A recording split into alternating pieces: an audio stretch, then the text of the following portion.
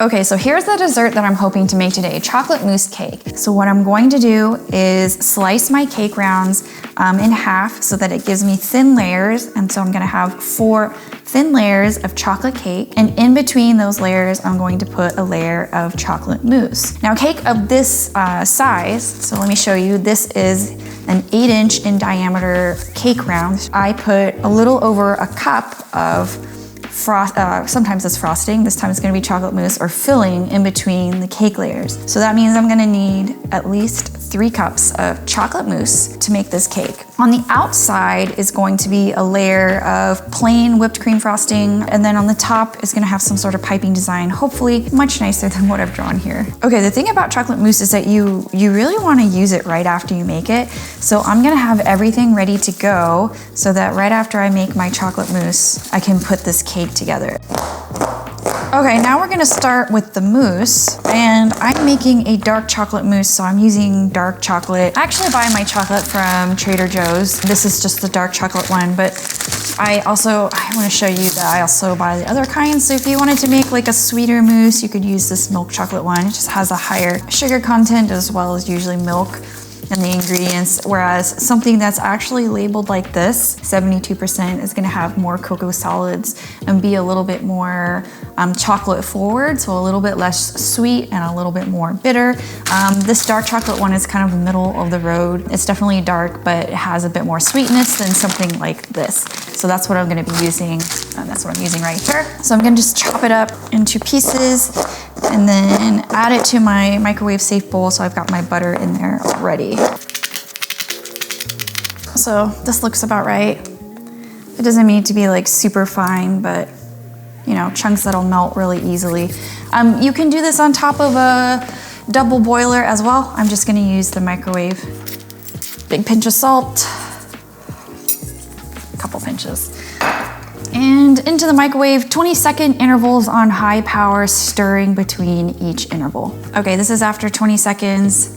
You can kind of see that it's melty on the bottom. The butter definitely melted, but not all the chocolate, so I'm just gonna stir it.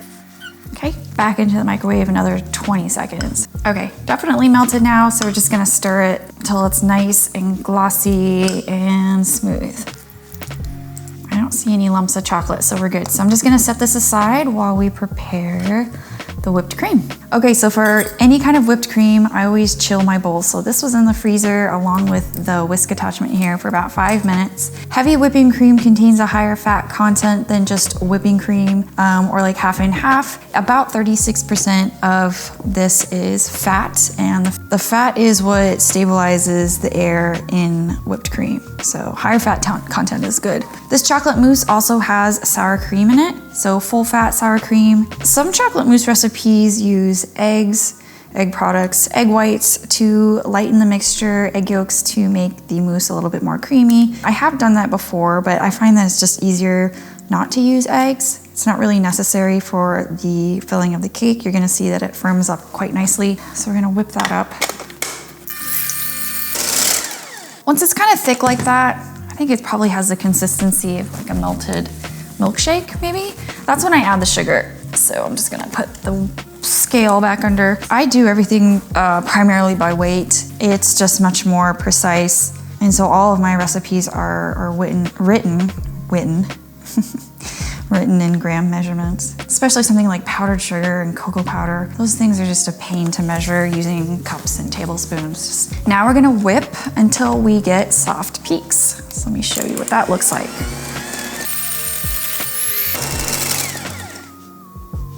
You can tell that it's thickening, but it's not yet holding any type of shape, right? So let's go a little bit further. And at this point, sometimes I even use a hand whisk because it moves very quickly from liquid to soft peaks to stiff peaks, and you can overbeat your whipped cream very easily. It's never a problem when you do because you just add a little bit more cream and that usually softens everything up.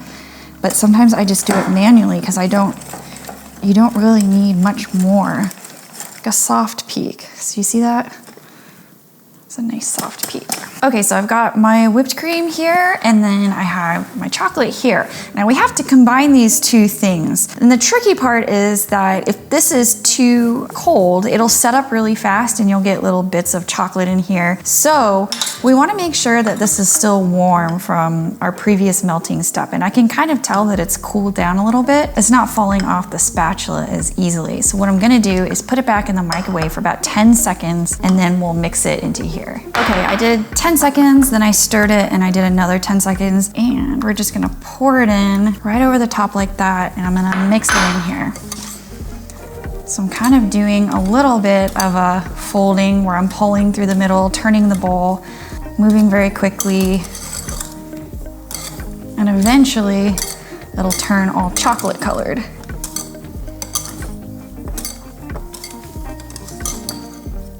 And you see that? So there is the chocolate mousse. Today I'll take a spatula, kind of clean up the edges and catch the stuff on the bottom that I might not have gotten and mix that in. Scrape the bottom, scrape the sides. Oops, see, I missed a little bit there. Now, you can check the texture of this. It's a little bit soft right now because we just added warm chocolate to it. So while we get everything set up for the cake assembly, I'm gonna put this in the fridge, really no more than 5 minutes. I just wanna keep it chilled, kind of clean myself up while I get the chocolate cake stuff ready. Okay, the mousse has been sitting in the fridge for about 5 minutes. It's not completely hardened up, but it's definitely a little bit more firm. It's gonna be easier to fill the cake. So I've got my chiffon cake layers on the side over here. So this is, ooh, I'm getting crumbs everywhere. This is the top. So typically I don't start with the top, I'll start with the bottom of another piece. So I gotta make sure it's nice and centered. I use a scooper to add buttercream or whatever as fillings because it's just easier for me to measure it out. One of these scoops is about 3 tablespoons. So to put approximately 1 cup, I'll need between 5 or 6 of these scoops on here. So let's see what 5 looks like. 5 times 3 is 15 tablespoons. 16 tablespoons is 1 cup. So a little bit under a cup here. So I'm gonna add 1 more. I'm afraid that we're not gonna have enough for the rest of the cake. So flat spatula, we're just gonna smooth it.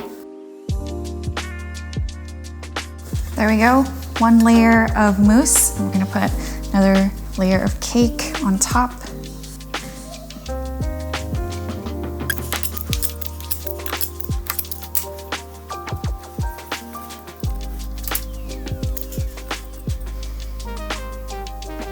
And into the fridge it goes.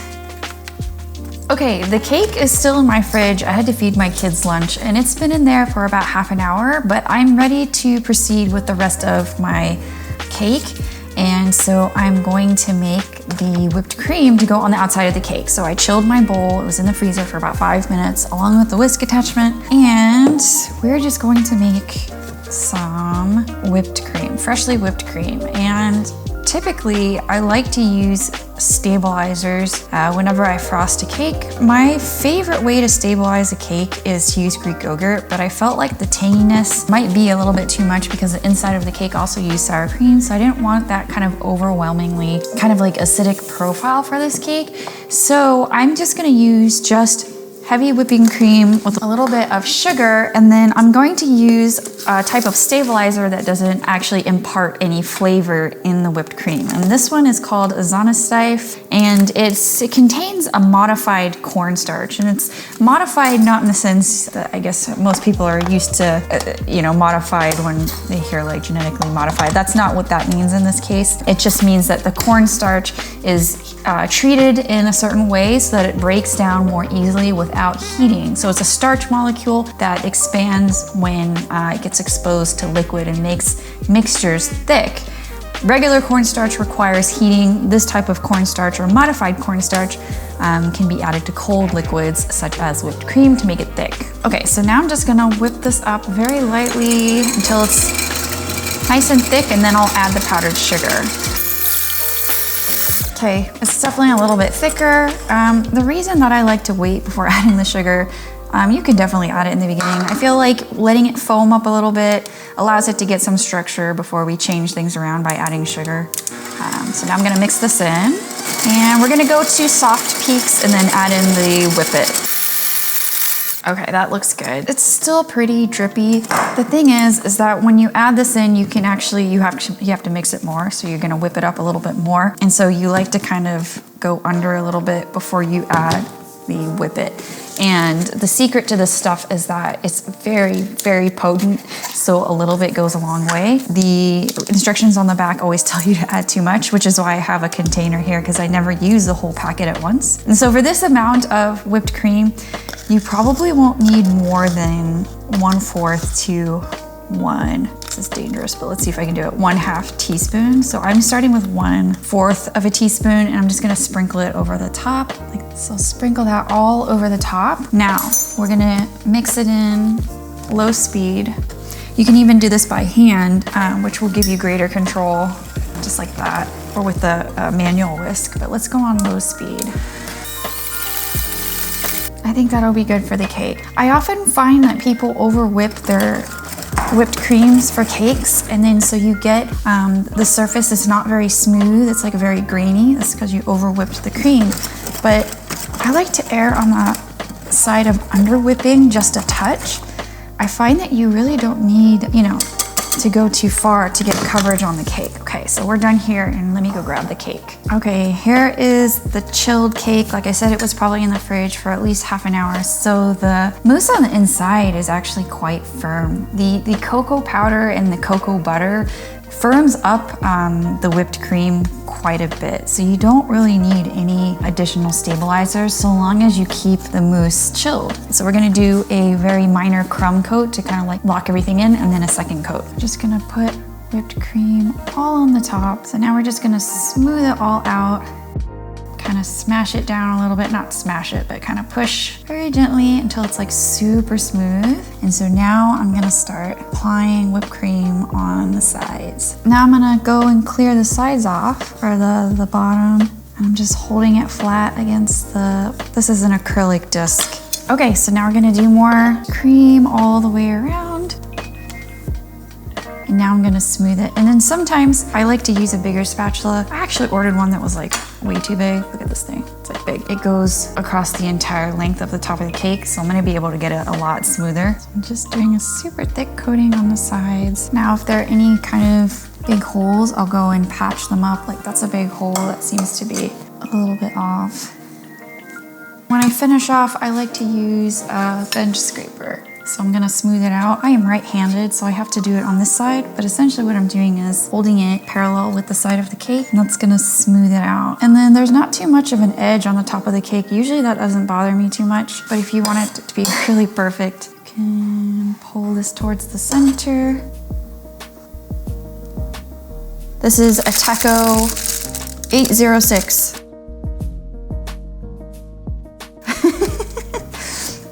That looks so bad. Okay, so we're gonna make this look a little bit better. Okay, I found these. I went in, I grabbed some, I wish I had mint, but I don't have it right now. This is thyme. It definitely has a smell to it, so if you don't like it, don't use this. I would probably suggest mint.